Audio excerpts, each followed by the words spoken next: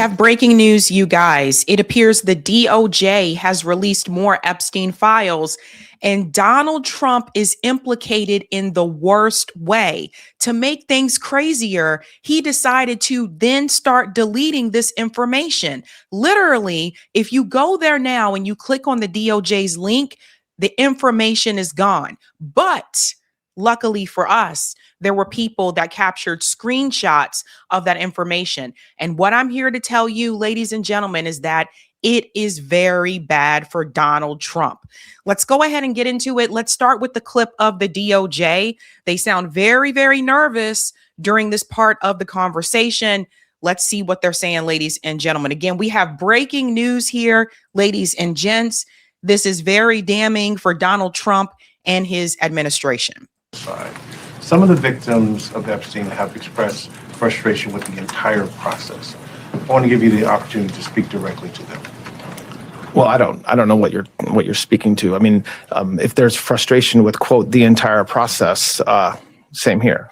I mean, you have a situation where for many, many years, nobody even breathed a word about Jeffrey Epstein. And then all of a sudden, it was all anybody would talk about going into the last spring and summer, culminating in the passage of the Transparency Act. And President Trump has said for years what I think everybody will find to be exactly true, which is detailing his relationship and lack thereof with Mr. Epstein and what he thought about Mr. Epstein. And notwithstanding what the department has been saying for a very long time. Now, remember, they are not showing you what I'm going to show you. Remember, the information was released and immediately deleted, but we got screenshots. Okay. Also, to this point that he makes that nobody was talking about Jeffrey Epstein, this is 100% false. Whitney Webb has been talking about this for a long time. Journalists have been talking about it. So I find it very interesting. He's like, oh, all of a sudden people want to know about it. No. People committed serious, serious crimes, and you guys tried to cover it up to protect your buddies. And that is a problem. We're still where we are today. Listen, victims of Mr. Epstein have gone through unspeakable pain, and there's nobody that should say anything differently. And I to the extent that there's frustration, I understand where that comes from, just from what we know about Mr. Epstein. I hope that the work that the men and women within this department have done over the past 2 months hopefully is able to bring closure. I think that what we told our reviewers is that was the goal. You know, there's this mantra out there that, the Department of Justice is supposed to protect Donald J. Trump. And that's what we were telling. That's not true. That was never the case. It was the case. And notice how nervous he sounds during this press conference. It definitely was the case, but it wasn't just about protecting Donald Trump. It was about protecting some of these donors, the donor class, the billionaires, people that are very much in powerful positions. So it's not just about protecting Trump, but yes, they were trying to protect him. And when you see the information that was captured, I think you'll start to understand why. We are always concerned about the victims. When we said that we were not legally allowed to release documents, that's a fact. That was true. It remains true today. And then with the Act's passage, we are able now and directed to release documents, which is what we are doing. But so hopefully some of those frustrations are now eased. Listen, any victim that wants to speak with the department has done so, hopefully. If not, they should. The prosecutors from this case in New York have given hundreds, if not thousands of hours to working with victims. And that's what we do every day. And that's what we did in this case as well. So very quickly, can you show? So they have been running around the country arresting everybody else. They've been going after protesters, demonstrators, the little guys, the people who don't have the funds and the resources to get out of this jam, except for someone like Don Lemon, who was just arrested earlier today. That's another story. But the reality is most of the people that they've been cracking down on, they have this whole like tough on crime mantra. Most of the people they've been cracking down on are not people that are in a position financially where they can get out of this situation and they have the resources to come out on the better side of this. In other words, they're going after the 99%. They have not been trying to capture those that are a part of that 0.01% or the 1%. They're avoiding people in powerful positions. They have been running cover, not just for Donald Trump, but for all of the billionaire class, the powerful people that were on that island. They have been doing it. And honestly, this has gone on for years. It's not just this administration. It's every other administration that came before it that chose not to go down this path. So the reality is, they have been trying to fool people into making you believe that they're tough on crime. Look at us. Look at us arrest this protester. Look at us arrest this person, the little people, but not going after the head of the snake, not going after people that run this global trafficking network, because there is an attachment there to Israel's Mossad. And that's really what it comes down to. He said, you know, we know about Jeffrey Epstein. The things that he did to the victims is horrible, but it's not just Jeffrey Epstein. And he's still trying to gaslight the public by saying it's just Epstein. It's not just Epstein. Epstein had clients, and none of those clients have been arrested. And Jeffrey Epstein is presumably dead, that we know of. Ghislaine Maxwell's trying to work out a deal for herself. We'll go on a little bit more here. Can you assure the American public that President Trump, like every other prominent person whose name came up in relation to the Epstein files, that all documents, photos, and anything relevant to him connected to the case are being released? I mean, yes, I can assure that we complied with the statute, we complied with the act, and there is no, we did not protect President Trump. We didn't protect or not protect anybody. I mean, I think that there's a hunger or a thirst for information that I do not think will be satisfied by the review of these documents. And there's nothing I can do about that. But yes, it will be, because see, again, they deleted the information. Let's go to the next part here. Because they forget the internet lives on. Also on MS Now, they were talking about this as well. I just want to show you what corporate media was saying, and then we're going to show you what we have. Now, MS Now's Fallon Gallagher, Peter Baker, chief White House correspondent for the New York Times, and an MS Now contributor, and Dave Ehrenberg, former state attorney for Palm Beach County. Fallon, let's start with you. What else did we hear from Blanche? And I know we're still combing through this trove of documents.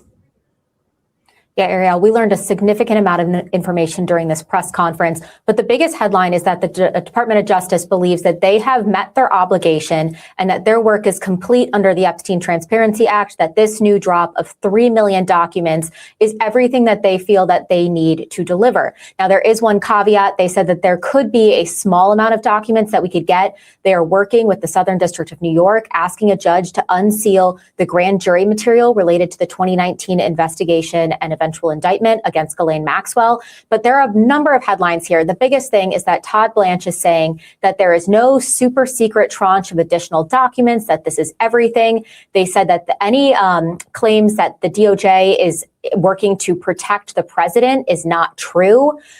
We know that in this new trove of documents, which we are still reviewing, there are a number of them, is that they have decided to redact every single woman. This is a departure from something that we saw in the first trove of documents.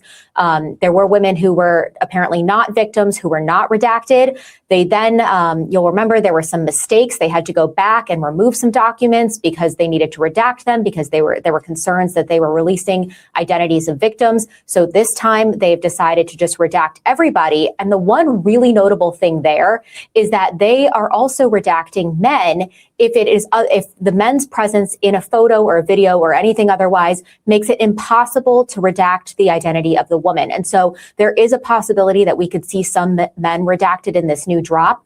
But we also know that Todd Blanche is saying that there are probably not any new men who would be convicted of wrongdoing here, and that if they do discover any, they would, of course, prosecute them. But again, we are still going through these documents. It is a very large volume of documents, 3 million. This will take our team some time, but as soon as we have anything reportable, we'll bring it right to you. Ariel? Yeah. Let's go on a little bit more. Thanks so much, Fallon. I know you'll stick around for that. Lisa, we now have our senior legal reporter, Lisa Rubin, with us. Lisa, Blanche was adamant, as Fallon mentioned, that the DOJ is not protecting President Trump. I don't know if we have the sound that we can play there of him talking about this. We have it? Okay. In the meantime, it was or not okay. We have it. Anybody. I mean, I think that there's a hunger or a thirst for information that I do not think will be satisfied by the review of these documents. So essentially alluding to the fact that no matter what's released at this point, it's not going to satiate those out there that just want to see names, they want to see photos, they want to see all of this. What do you make of Blanche's comments specifically when it comes to the president and what we may or may not see here? I don't think that's a fair comment, and I'm going to try and be measured in my words, Ariel, because as I was discussing during our last hour with Ana Cabrera, the very existence of the Epstein Files Transparency Act is a product of a reversal by the Department of Justice. Trump came into office aligned with a whole movement of people that believed that there was a massive conspiracy around Jeffrey Epstein and the suppression of evidence and information about his sex trafficking ring. And they encouraged those voices. They told those voices that they would be listened to, and they promised that files related to Jeffrey Epstein would be released. And indeed, when they came into office, they initiated a process of reviewing these documents. They brought in people from the FBI and people from the National Security Division at the Department of Justice. We know this because multiple publications reported on this rampantly throughout the spring. And then sometime in or around May, Deputy Attorney General Blanche and others told the president about instances in which his name had come up and those of people close to him had come up. And somehow that resulted in a memo unsigned in July of last year, where the FBI and the Department of Justice essentially told us there's nothing more to see here. We don't believe it's in the public interest for us to release anymore. Somehow in Mr. Blanche's mind, that's transmogrified into we were legally not able to release anymore until the Epstein Files Transparency Act was put into place. That's also not true. They did need judicial permission to release some small modicum of what we're going to see, things that were grand jury materials or otherwise produced in discovery in the two criminal cases. But other than that, this is a situation largely of this administration's own making and a miscalculation politically by them of. Right. They were the ones that said that they were going to deliver the Epstein files. Now, to be fair, could the Biden administration have also done this? Absolutely. But Joe Biden didn't say that he was going to do it. Donald Trump and his administration said that they would. So they really put their foot in their mouths with this one. And I don't know what Trump was thinking. I don't know if he just thought maybe, his stuff would not be in there, but it definitely is. It definitely is. And we're going to get to it now. So all hell has officially broken loose. And of course, we're going to start with one of the articles and then we'll go to the other screenshots because everything is not in one place. To make a long story short, like I said, people took screenshots because, again, they deleted it. They deleted the information as soon as they realized, I guess, that Trump was there. I wouldn't be surprised if Trump told them to take it down. What are they going to do? Tell him no? So listen to this. Epstein files. Breaking news. Underage girl claims that Trump forced sex. It's bad. It's bad. So brace yourself for this as we get into these here. Bombshell allegation in the latest Epstein file document release. An underage girl claims that she was forced to perform oral on Donald Trump approximately 35 years ago in New Jersey. And here is a screenshot of that. Here again, they're going to be in different places because people are taking different screenshots, but this is the person's name redacted. Blank reported an unidentifiable female friend who was forced to perform oral on President Trump approximately 35 years ago in New Jersey. The friend told Alexis that she was approximately 13 to 14 years old when this occurred. And the friend allegedly bit President Trump while performing the act. We're on YouTube. I have to be PC about this. The friend was allegedly hit in the face after she laughed about biting President Trump. The friend said she was also abused by Epstein. Response. Spoke with caller who identified blank as friend. Lead was sent to Washington office to conduct interview. That's one piece of it. We'll get to the other ones in just a second. The document says the feds forwarded the lead to the Washington office to conduct an interview.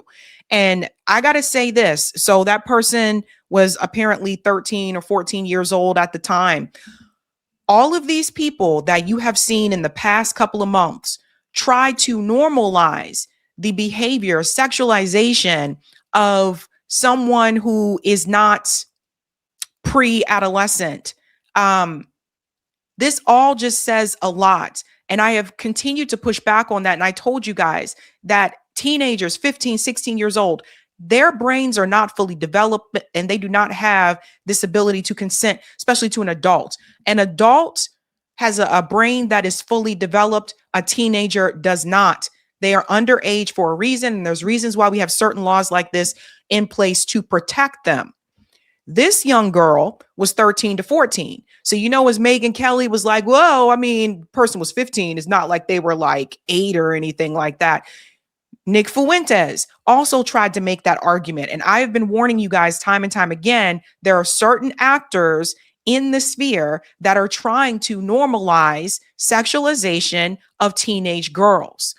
Alan Dershowitz wrote an article years ago saying that the age of consent should be lowered. So everybody needs to pay close attention to what is trying to be pushed here. I feel like this is really, for those of you who are Christians, for example, you know that this isn't right. And you have people who are Christian that are trying to normalize this behavior. So I would actually call that to be demonic, not Christian-like.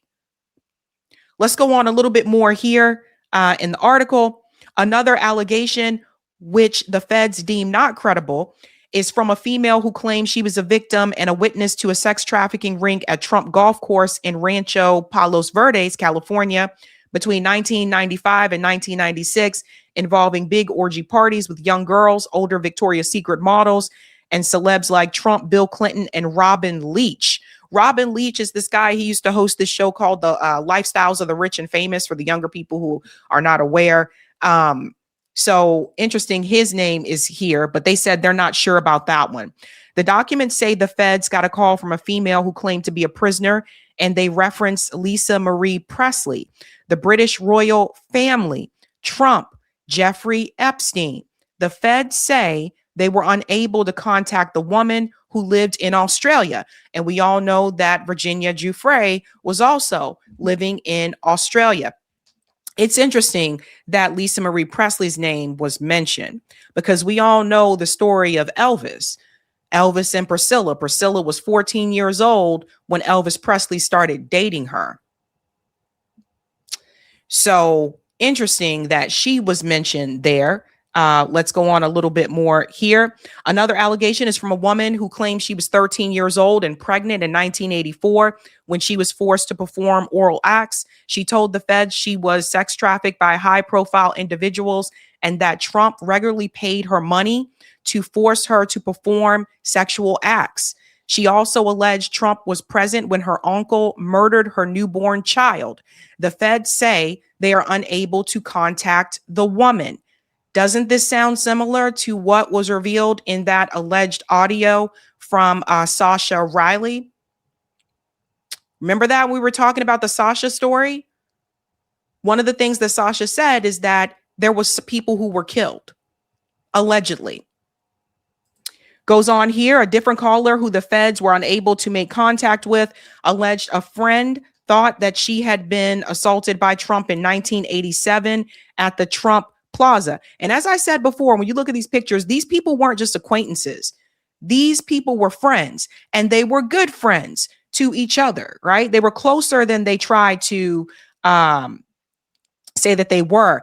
Here's another one that's really interesting is the Calendar Girls situation. Another caller who the feds say did not leave contact info claimed that Trump had parties at Mar-a-Lago called Calendar Girls, where Epstein would bring children and Trump would auction them off. The caller claimed Trump measured the girls' private areas, you can see that there, by penetrating them with his finger and rating them based on tightness. The caller alleged the party guests, including Elon Trump, Ivanka, Eric Trump, Alan Dershowitz, there's his name again, and Bob Shapiro. The caller claimed she and others were taken into rooms and forced to give oral to Trump. She alleged they were forced to allow them to penetrate them. She claimed she was 13 when Trump assaulted her and that Ghislaine Maxwell was present. And we all know Ghislaine Maxwell has been trying to find a way to lessen her sentence. So let's go on to some of these other screenshots here. Midas Touch, a bunch of people are sharing them. Thank goodness they were able to get these screenshots at that time. I just want to show you so you can see it yourself from the files. Here's the story about the Calendar Girls. Donald Trump, the president, had parties at Mar-a-Lago called Calendar Girls. Jeffrey Epstein would bring them in. Trump would auction them allegedly. And we've read this part here about, we don't need to read that again. I just want to show you the actual where these files exist. You can also see here's the one about the 16 years old. At 16, while modeling, caller attended 8 parties at Epstein's New York residence. On one occasion, the caller reported she was assaulted by Epstein. On another occasion, 2 twin brothers, Alan and Orrin, lured the caller and her friend upstairs, but they escaped back downstairs. Caller said that Orrin assaulted her best friend, and a third brother, Tall, assaulted a 14-year-old girl named Blank. The caller named other individuals involved in big orgy parties with her and other young girls, Victoria's Secret models, including Bill Clinton and Donald Trump. You see the second column here, it says notable names, so they list the names here. We talked about the Rancho Palos Verdes one. That's the one they said they weren't sure about. And here's another one. Complainant claims to have video of high-profile sex party dealing with cartels, having witnessed Robin Leach strangle a young girl to death at a party. So again, allegedly, Robin Leach, the guy who hosts the lifestyles of the rich and famous. So again, we're starting to see some similarities with what we heard from that alleged audio from Sasha, who was a boy at that point in time, that said he was also trafficked in this ring. It gets crazier. Let's go on more. I am so sorry. It's so tiny, you guys. And it doesn't let me make it bigger because it's on Twitter, but I'm going to do the best that I can here. Just coming right about here. Here's the one about Texas. Complainant reported his ex-girlfriend Blank were victims of Epstein and one was murdered. There's another one that says someone was murdered.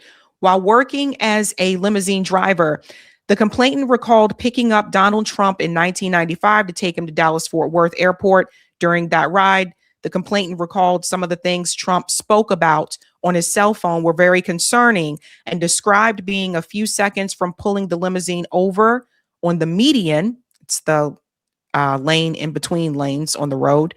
And within a few seconds of pulling him out of the car and hurting him due to some of the things he was saying.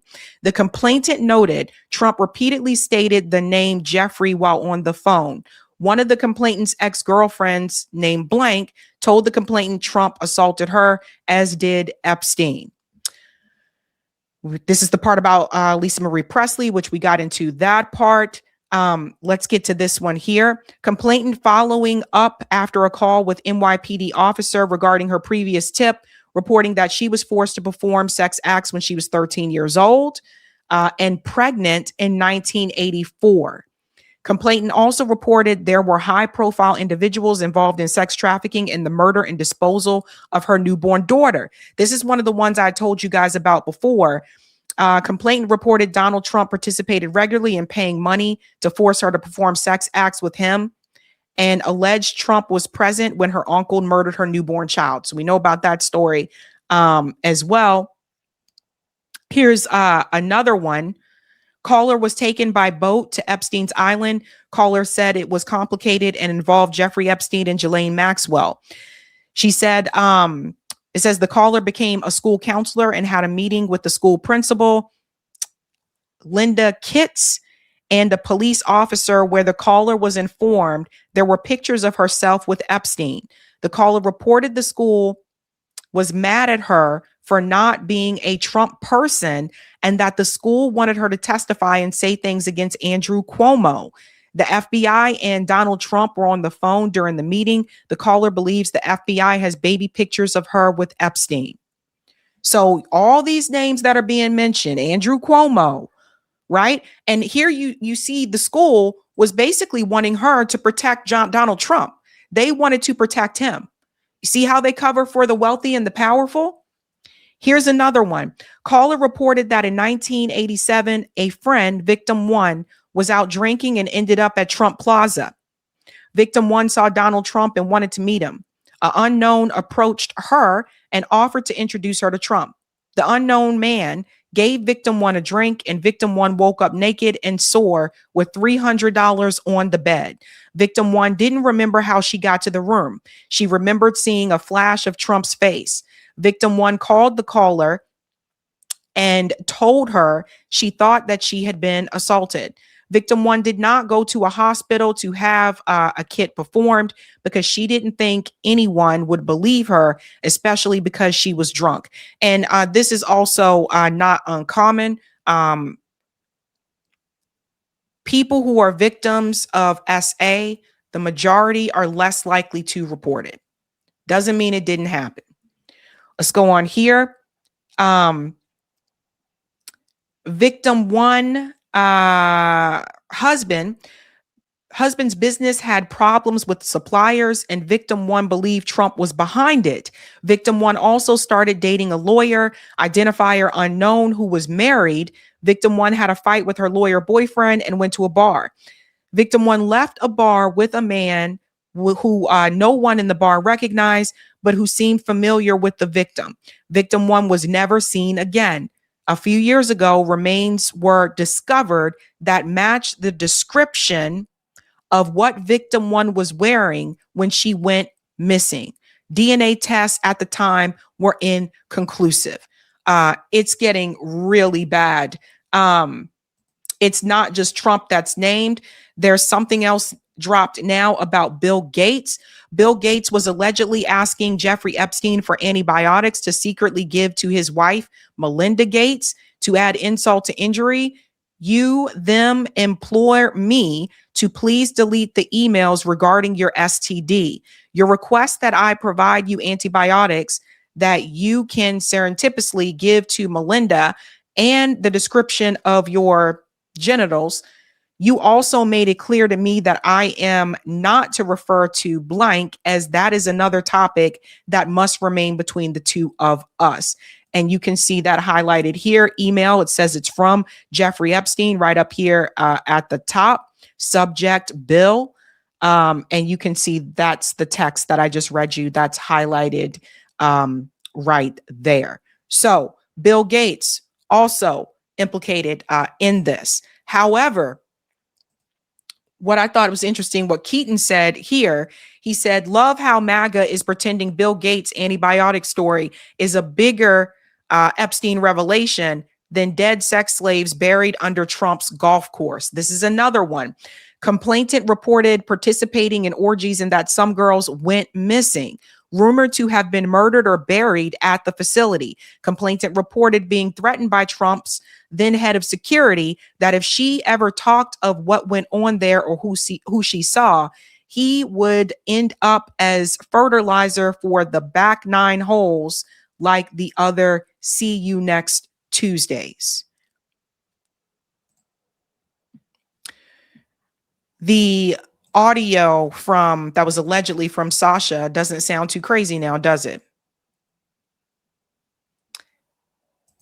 And like I said, they went to delete them, right?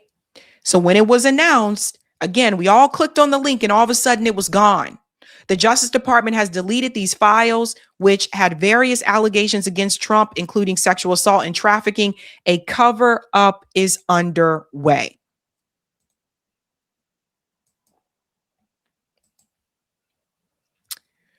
So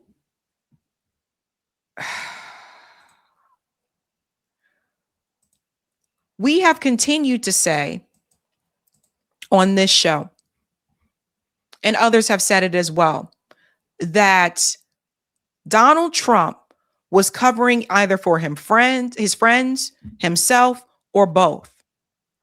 And as more information is revealed, you get to see that Donald Trump's hands are not clean.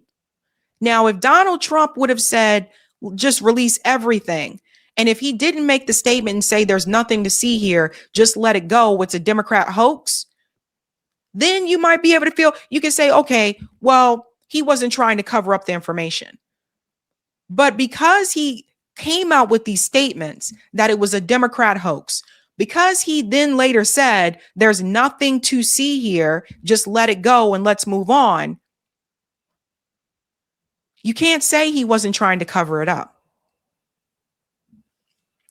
No, he's not the only one, of course, that is named, but he's the president of the United States, and he's named multiple times. Too many incidents. These are just the ones that people were able to grab screenshots of rather quickly before it was deleted. So you pay attention to all the chaos that has been happening with this administration. Back to back to back. Right now, they're just itching to attack Iran, right? One thing after another. All the craziness with ICE. Escalating foreign policy disasters. Whether it's Venezuela, whether it's the boats in the Caribbean. Look here, look there, look everywhere. It's a boat. It's a plane. No, it's not Superman. It's Donald Trump and the Epstein files. So now that this has been released and it's announced out there, pay close attention to Iran. He's probably going to attack sometime soon. Donald Trump has been trying to get you to turn your head at every turn. And I always said, and I continue to say, don't forget about the Epstein files. So Donald Trump told Marjorie Taylor Greene that his friends could get hurt. But I even said back then, he's probably talking about himself too. This is not good. Regardless of how you feel about the situation, all these different stories that are being reported is not good. Now, people say, well, the Epstein victims who came forward said that Trump did nothing wrong. This is true. Those are the ones who came forward. Those are the ones that were at the press conference with Marjorie Taylor Greene and Ro Khanna and Thomas Massie. Those aren't all the victims. Think about that. Virginia Giuffre is dead. Her book tells a lot. You should read it. How it implicates prime ministers, former prime ministers like Ehud Barak. The reality is these files get back to Israel. Epstein was Mossad. He was just basically a spy. And he gathered a lot of blackmail on powerful people. And I believe that Mossad, Epstein, Israel all together has been blackmailing people in this country and other countries for quite some time. So that's the breaking story, ladies and gentlemen. Was not expected to do a video today, but I said, no, I have got to cover that because I was like, you know what? I got time. And this is not good. This is not good. He keeps trying to run away from this. And the reality is, if they wouldn't have backpedaled, if Donald Trump wouldn't have said it's just a hoax, don't listen to it, things could have been differently. Don't know. I mean, he's still in there. But people tend to think if you have nothing to hide, you're not going to try to cover something up. But if you do have something to hide, you will. All hell breaks loose. Hey guys, this was a Sabby clip. If you like what you saw, hit that like button and subscribe.